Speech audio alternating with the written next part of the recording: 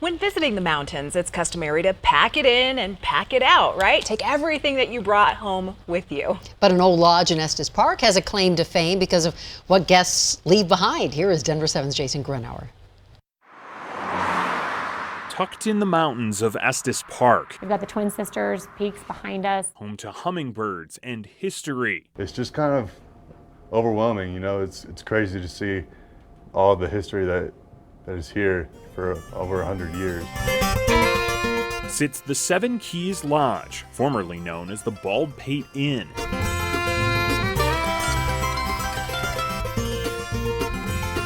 Developed in 1917, the early days of Estes Park Valley. In 2020, new owner Meredith Powell and her family bought the 100-year-old property, looking to unlock the potential of this historic inn. In the main lodge, we've got 12 rooms, and then we have 4 cabins outside of the main lodge that we can rent out as well. And one tradition, starting in the 20s with famed lawyer Clarence Darrow. So he left the first key in 1923, and that kind of kicked it off. A single metal memento from each guest grew as generations passed.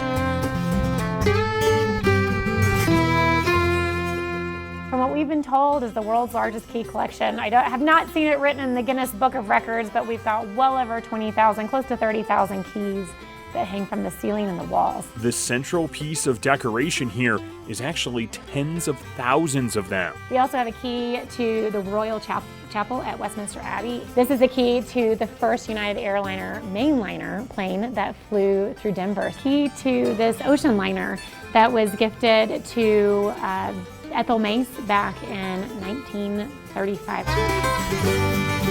We've got keys to submarines, we've got keys to airplanes, we've got telegraph keys. And yes, they get asked the question you're likely thinking about. People come in all the time, they say, so what's the coolest key you have here? One of our most notable keys is we've got a key from Hitler's side table.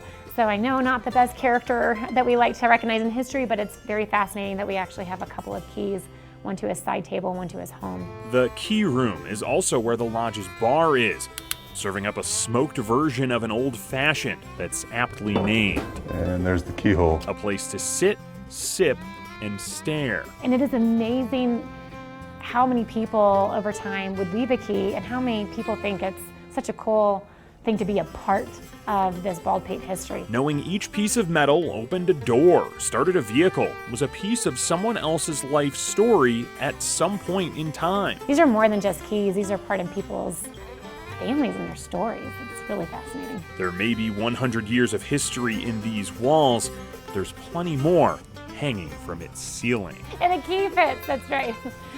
In Estes Park, I'm Jason Grenauer, Denver 7. It is a cool place. I stayed there several years ago for a friend's wedding. They had quite the key collection then, just one of several special places in Estes Park.